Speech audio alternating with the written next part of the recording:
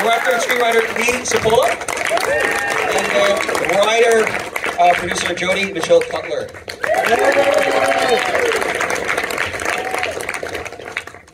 So first off, I want to start off with Amy. Obviously, a dear friend of mine, and who invited me to do this.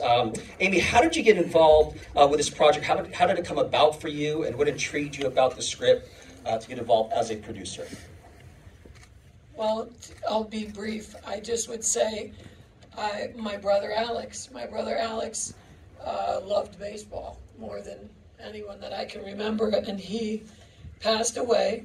And he has a daughter, Alexandra, and she's friends with Lee. And that's the truth. That's why she said, oh, I love this guy, help him out. And we weren't able to work together previously, so he just called me up and said he needed a grandpa and a mom. And he had a baseball film, and I read the script, and I loved the script. And I really liked him. I had met him before, and we thought of some grandpas, and I really love the idea of Judd, and who were the other ones? we were throwing some around, but we wanted Judd. So they probably all died. I really wanted Judd, and Lee knows that, and he did too. And you know, I begged Harry, and he's here somewhere, and I was so grateful. And of course, Amy Smart is, you know, brilliant and one of my favorite ever. So we were blessed, and then we were able to get some incredible funding the first half, and then we got the large support from our EPs back there, the sports, and they also love sports. So we have a lot of sports-loving people, and that was it. Awesome. Well, Judd, we'll start off with you. What inspired you to do this particular film, or just get involved with this? Obviously, she told a little backstory, but for yourself, I think it was Igalacha Kisses Bomba. No, I love baseball. I mean, I'm a sucker for baseball. I lived 10 blocks from Yankee Stadium, pretty much my whole childhood. And so I was when you are like that and you live in a place like that, where the Dodgers, the Giants, and the Yankees all live in the same place, right? You're forced to choose one. So when you're born, they tell you you're not only Jewish, you're a Yankee. And so it became like a label. But I couldn't get off the idea that they were the greatest baseball team in the world, because I inherited it. But also I inherited the feeling about baseball. And every kid that I lived with, I mean, around the neighborhood, there was no way in which we could get away from either talking about it, playing it, or being aware of every single World Series since my birth. And the Yankees won most of them against the Dodgers and the Giants, interestingly enough. So when I was asked to do this movie, I realized that I was a little older than I was able to play. So I thought, well, what's better than being able to play is being able to be, I would say, inspirational for him. And when I met him, I must tell you, when I met him, I sort of like, I was a pain in the ass, and I believed, you know, I drilled him until he actually told me that he plays. And then I said, okay, then I will believe everything that I say in the movie. I mean, it's difficult if you really don't, it becomes a very difficult job for you to play a part where you really have to try to mean what you say. But he made me actually believe most of what I said, you know, especially the positive things. And then when we had the one scene where I had to where he was going to quit, if I remember correctly, this was the hardest thing that we did, and I found myself, I mean, in just the experience of getting up, and I recognized me in a completely different place. It was like I was like I saw myself as years and years and years back shouting at somebody like my father or my kid, or my friends, my brother, and telling them that they're a coward and they quitter and all that, right? So the hardest thing for me to say in that scene, and I think we shot it too many times. I mean, it was a little off, a little too much. Until I said, "Oh crap, I'm just going to say it." And I always wondered how he took it, because I mean, just as actors, you know, when you play with a kid, a young man, a young person, I always think, "Hey, crap, they're going to think I mean it." And it's going to be tough. And I just thought, no, he probably liked me too much. But I'm saying, it was, I believe, the crux of the film for me. And I think for the film, because it was a turning point, you know. And so I was kind of like saying, well, this is worth it. This is worth it. This is what I came for. Okay. There's some moments you do in movies that you go, you know, nuts. You know, I wish I had one of those moments. You know, that when I read it, when I was asked to do it because of a character that was necessary or that you thought you could play. But then again, there is something that you see in a script or when we're on the set that becomes all of a sudden the reason that you did it. So, I mean, if you want to know, that's what happened. That's what really happened. It wasn't something that happened before it, and it wasn't happening something after. It was something that happened during the shooting of the movie. And I didn't know how the movie was going to turn out, because I knew I was going to not be in half of it. They were going to have a good time without me. Okay. So, yeah, does that answer your question? Yeah, great. So, now, Carson, I don't even know what the question was. It was what inspired you to get involved with the film. So now for Carson, for you, was it just a typical audition, or what inspired you to get involved with this? Yeah, so it started out as a typical audition. I went down to Dallas. I did it. I sent it off, but as I got my first call back and I ended up booking the job, once I got the script for the first time, one thing that I really loved about the shoot was Jordy's and like every character, their character arc. That's probably one of my favorite things about any movie, show, anything you can think of, because I just love seeing Jordy peak and then his character arc start to go down, and win the championship game. So, yeah, I loved it. And then we'll pass it off to Lee. What about yourself? Can I just say something really quick? So that scene that you're talking about, Judd, you're right. The first couple of takes, you know, you're kind of strong with Jordy. One thing you don't know is that I walked in the back with Jordy after Carson after one of the third or fourth take, and I said, Carson, you know, because I wasn't quite feeling it, he wasn't quite feeling it, and I know that he was a little timid, and I said, Carson, you can do anything you want this time. Say anything you want to your grandpa, and he's like, really? And then he goes in there and he rips them.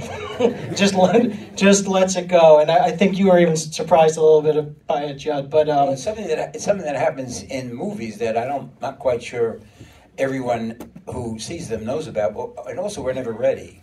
We're never ready for the emotion that happens that's real. And when it happens, it looks like,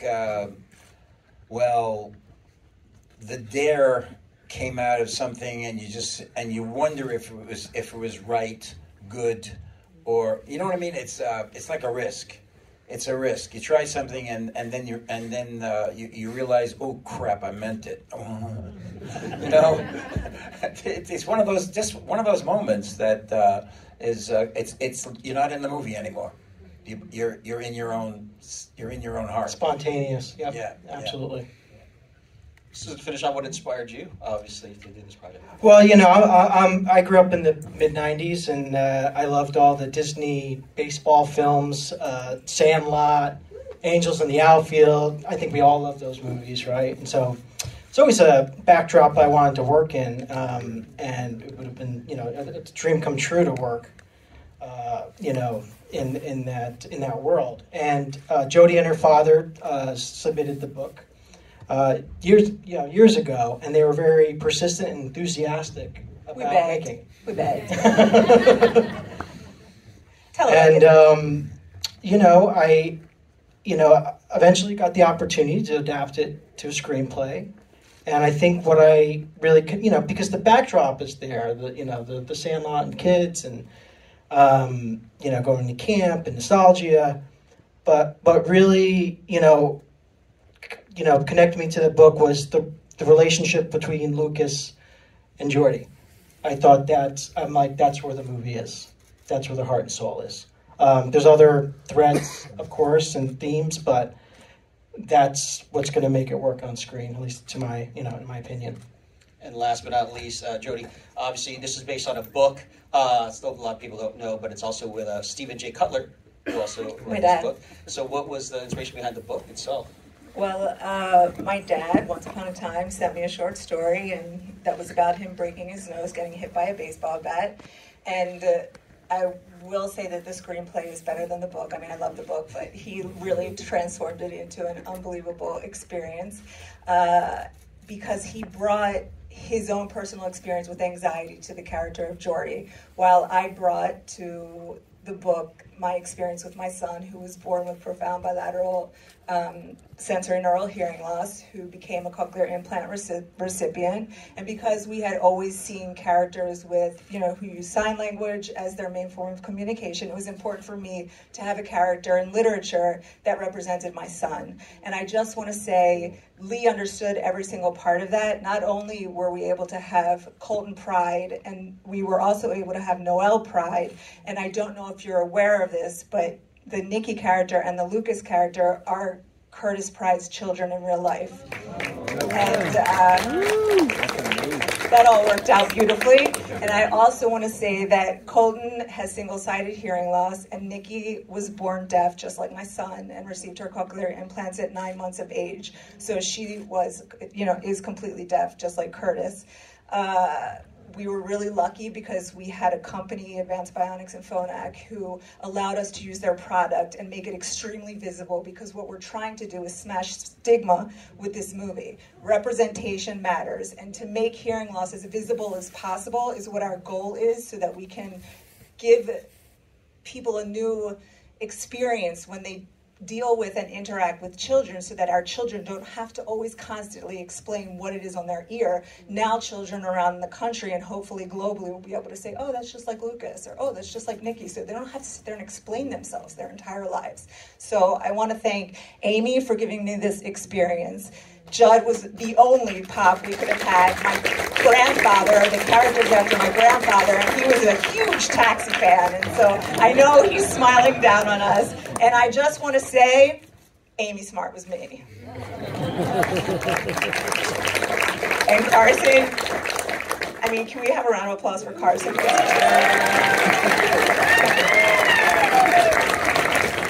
I also want to say thank you to Liz, who just rock and rolled the entire event. It was just unbelievable. And Tyrone, thank you so much. Well, this film had so many heartwarming moments. Was there any, and so many heartwarming highlights, is there any highlights for you, start with Judd, that you experienced working on this film for yourself personally? You mean heartwarming? Heartwarming, yeah, heartwarming. Yeah. Heartwarming highlights, yeah. No, I was trying to categorize what you said. You mean any moments? Yeah, for yourself, any heartwarming highlights for yourself, because obviously there's so many in this film. And was there anything that you experienced on this for yourself? Yeah, I and off camera too. Because I started to pretend that I was a baseball player.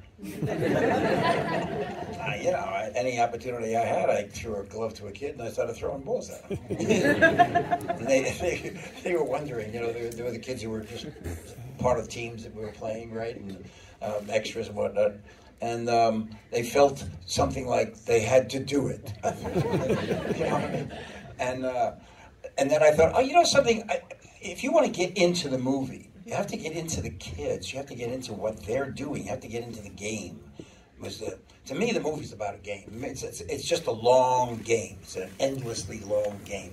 And from my point of view is, the picture's point of view is, his, but also everyone else's. I don't think you can actually see the movie or live any other way but in the game, which I think is the most You know, that's the experience I got. That's the real experience I got. I just wasn't hanging around saying lines. And Carson, for you, any highlights? Although you might think I was, but I wasn't. Any quick highlights for yourself, Carson? Thank you. Some highlights for me was, it was pretty much off camera. Same with Judd. Like, whenever we were filming at the camp, there were so many great, amazing experiences that we had. We'd play dodgeball every night. It was camp life. What can I say? And yeah, that's I'm gonna always miss it. But yeah, I'm filming this. You went to the movie set, didn't you? Go to the movie set and the real. Remember the. Field of Dreams. Yeah. Yeah. You went there with the cornfield, right? Yeah. Yeah, after you shot there. Yes. So, second ever movie to film at the Field of Dreams. That's crazy.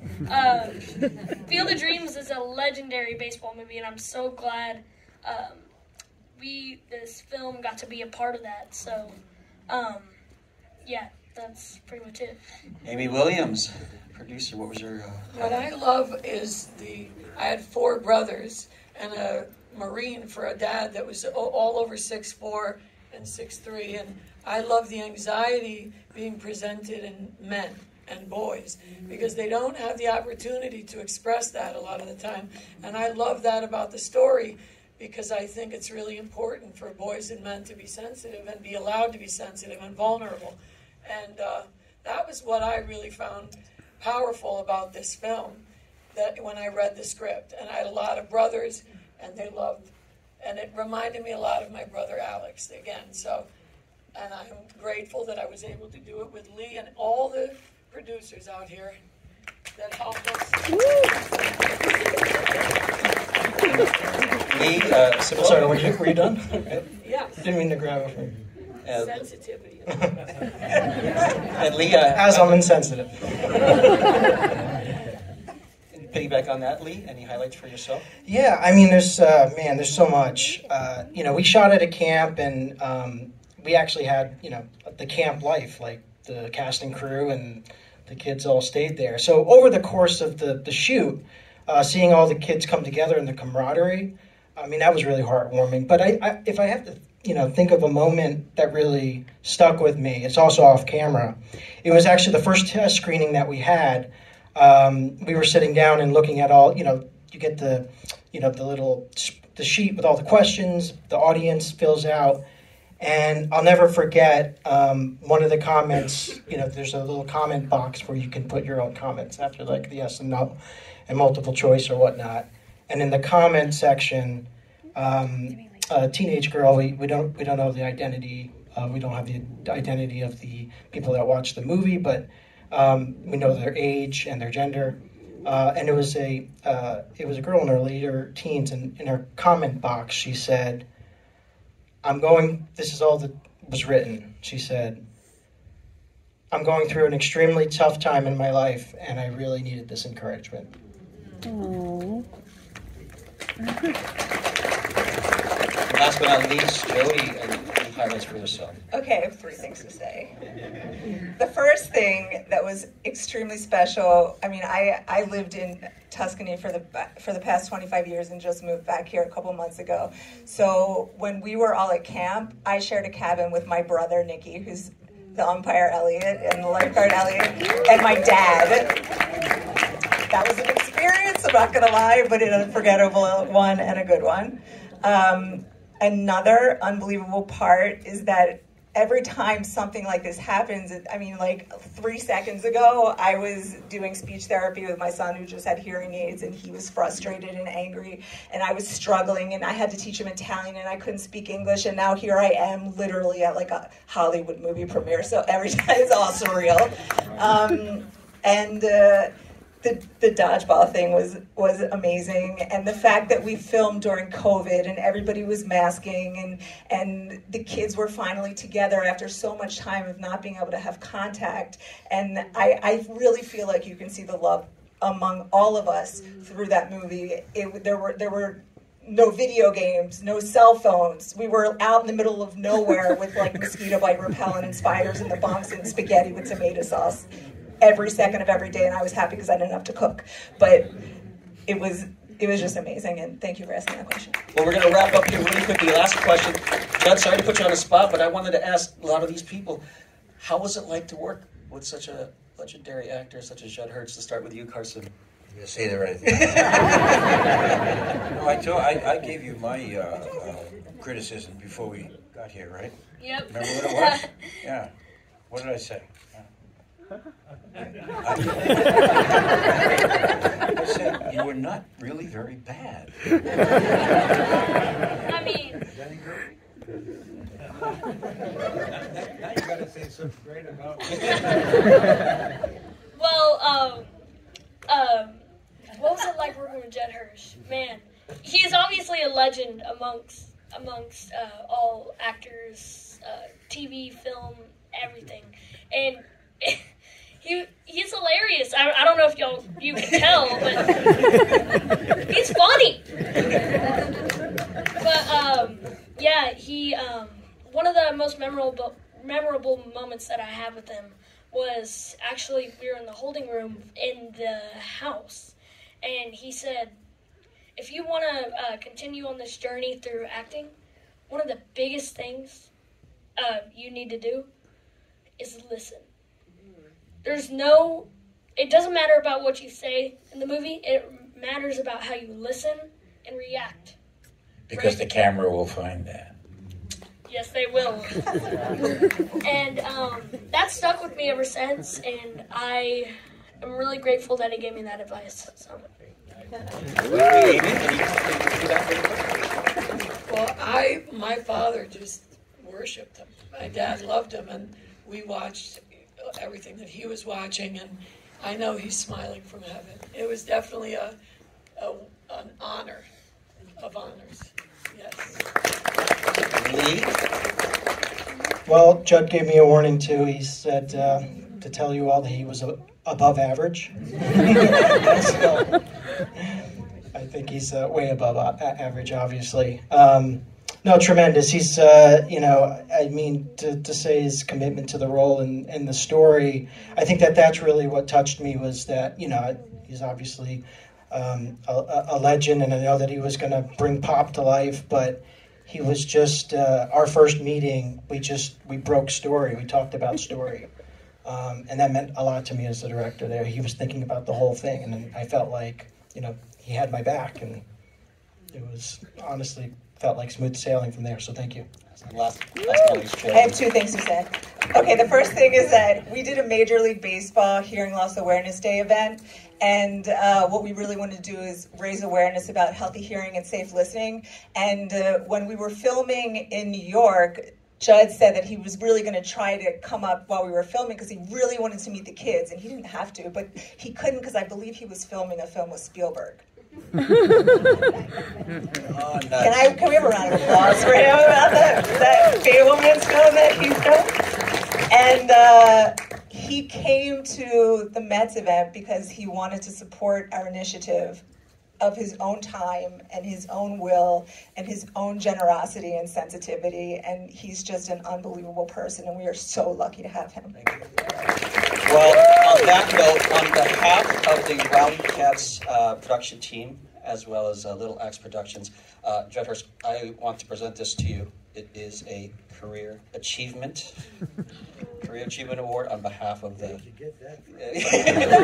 This is for you, and on behalf of the production team. That's Career Achievement Award, everything that you've done so much in this industry.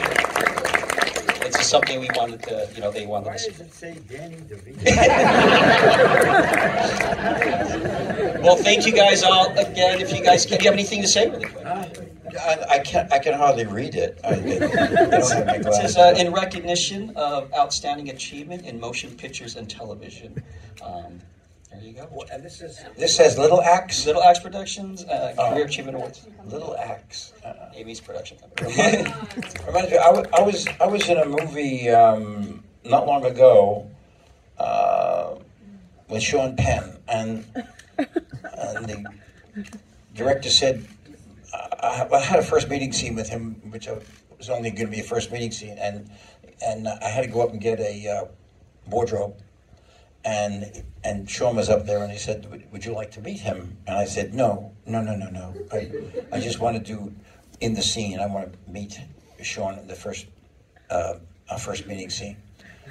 And they said, "Okay, but you're gonna have to get your wardrobe up where they're working now." And the name of the place, this reminds me of it, the name of the place is Bad Axe, Michigan. The town is called Bad Axe, Michigan. That's why I thought you were giving me this.